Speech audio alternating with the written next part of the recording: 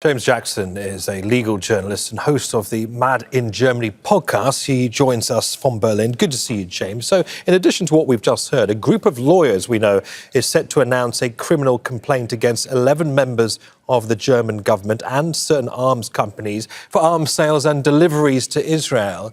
Can you explain what laws you think Germany may have broken here? I mean, the legal battle for Germany's support for Israel didn't start today. It started last year in the International Court of Justice when Nicaragua brought a case against Germany for supporting genocide, which was concurrent to the South Africa's ICJ case, which Germany actually diplomatically protected Israel and during. So this has been a long-running procedure, but ultimately the lawyers today who are linked to the European Legal Support Centre have argued that Germany, by supporting Israel through arms deliveries, is aiding them with committing war crimes, including genocide. So on that list of the criminal complaint, which they've passed over to the state prosecutors, that as well as 10 or 9 senior politicians, including the current Chancellor, Friedrich Merz, the former Chancellor, and heads of the Greens, as well as the Conservative CDU, they have also included German CEOs, including from Rolls-Royce, the German side of Rolls-Royce, who create the engines for the Merkava tanks, which are currently being deployed by Israel in Gaza City in their assault on Gaza City, as well as Renk, who create transmissions for Israel and who have indicated recently that they might move to the US to avoid this weapons embargo, partial future weapons embargo brought in by Chancellor Merz 6 weeks ago.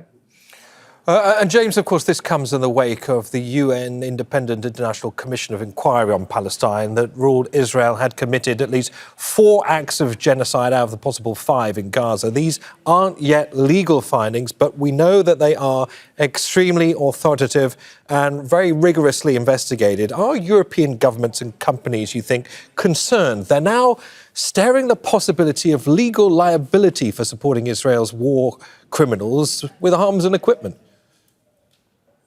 Yes, I absolutely think that the legal route is one which is going to be putting a lot more pressure on Israel, on Israel's allies in the German government, as well as in German companies, than perhaps protests on the street, although that shows public pressure and public support for action, of course.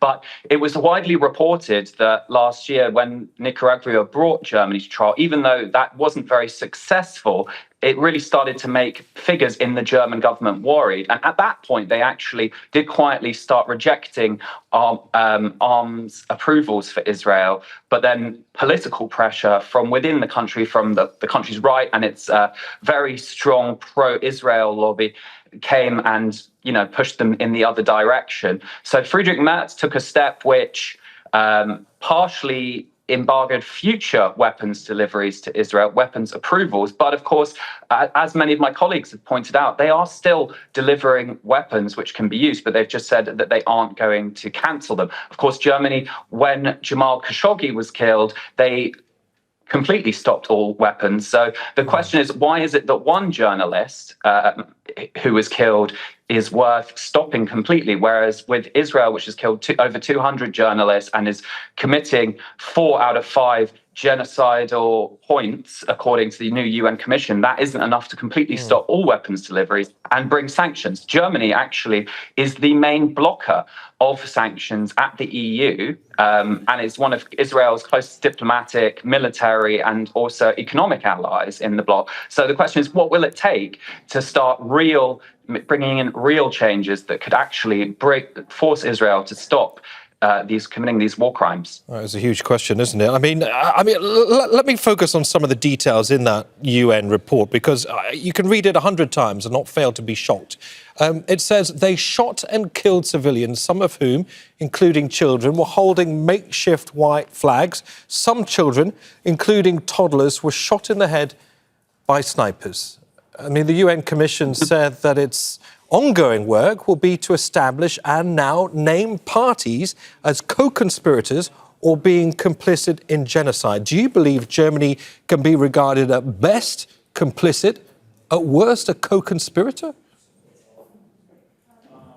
Germany is definitely complicit in genocide. And in fact, one of those snipers you just mentioned, it turns out, was Daniel Gantz from Munich.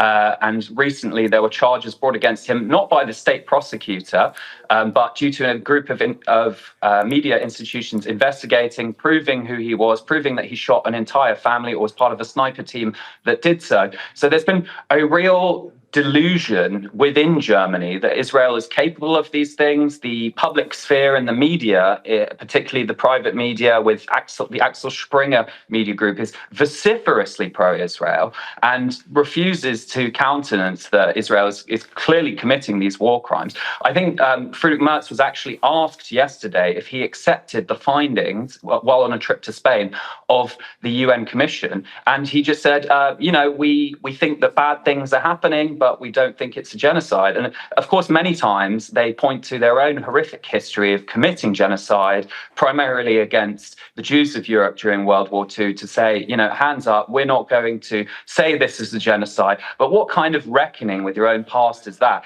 if committing one genocide means that you forbid yourself from recognizing a current one and are actively involved through weapons supplies, through diplomatic support, through economic support, and blocking real sanctions that could bring this war to an end. Interesting. Important to repeat what you've just said. We think bad things may be happening.